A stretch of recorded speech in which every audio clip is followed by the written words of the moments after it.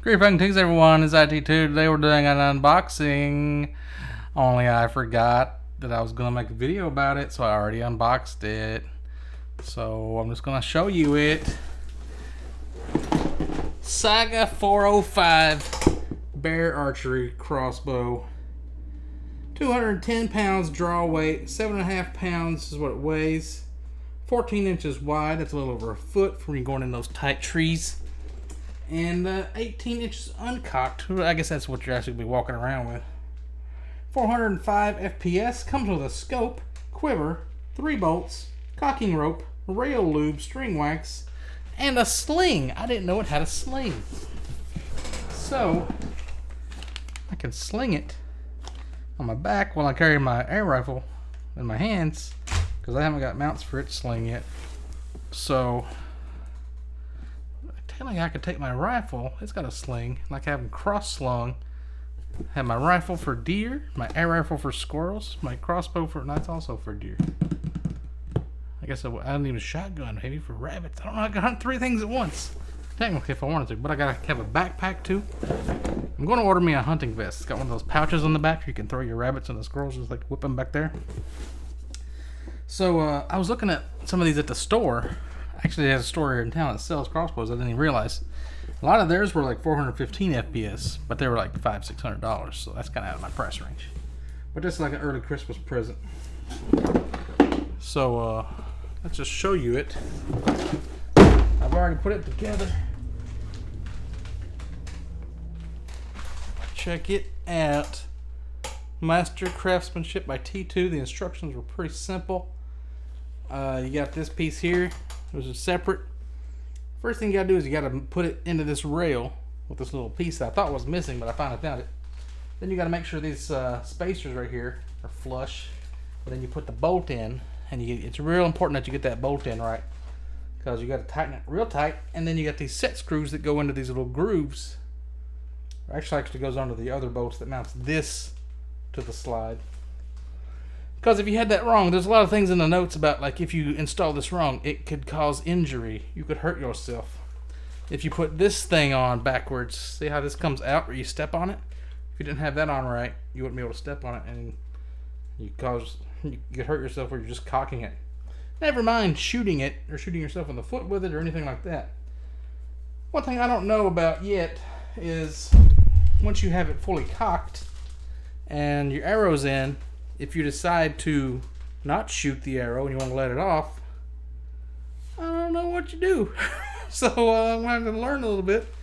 You got these little things here, which are like rubber stoppers, so that your string is hitting that instead of hitting nothing, which I guess is good for if you actually dry fired it. But it's also got this dry fire anti-dry fire mechanism right here, so I can't even put it on fire until I flip that up. Then I can put it on fire, because I don't have any arrow in it. If I had an arrow in it, it was cocked, then you could just fire safe. But when it's dry like this, you don't want to just shoot it with the string empty, because it'll hurt the bow. So you gotta click that up, and you can put it on safe or fire. So I was testing it out before I put it together, and I had the foregrip back here like this. But now everything's on the front. It's like way top heavy. So I'm a little Allen wrench out here. I'm adjusting the foregrip so I can balance it more towards the front. Also haven't tightened the scope on really good, so still doing some assembly to it. Came with 3 carbon arrows, and this quiver is real tight. It's brand new. I actually had some broadheads in a bag I didn't know I had that I'll put on here when I actually go hunting, but these are pretty nice looking bolts. Kind of weird that the quiver has space for 4, but you only get 3. But I'm a one-shot, one-kill guy, so I don't really need 3 or 4. Why is this nut? Oh, there's one on this side. Is it? No, that's the. Ah, shit. One of the nuts have come out. Why is this not sliding? Where did I drop it before? Already lost a piece. That's not good. Anyway, you can get nuts anywhere. So yeah, I think it's gonna be a nice little crossbow.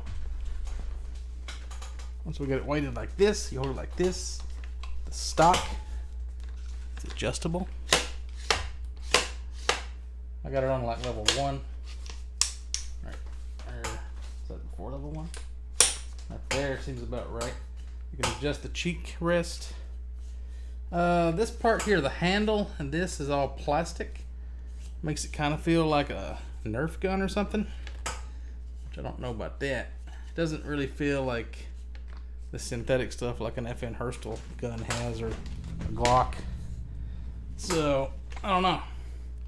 I don't really trust plasticky kind of weapons, especially when they're putting out the amounts of torque this thing's going to be putting out. Do you guys see through the scope? I don't know. Possibly. See what the reticle looks like on it. It's, yeah, you can kind of see there. It's got 4 horizontals, 1 vertical. The light ring's kind of blocking it. I don't know. I think I've seen it in games like that. So that's my crossbow. I think it was right at 300 bucks. If anybody's interested in getting one. Barnett's also a good brand. Of course, 10 point if you got thousands of dollars to spend. Anyway, maybe I'll make a video later practice firing it. I don't know. I'm gonna go cut some trees down in my yard first. What I had planned for today, and I found this sitting on my porch. So I'll see you guys later.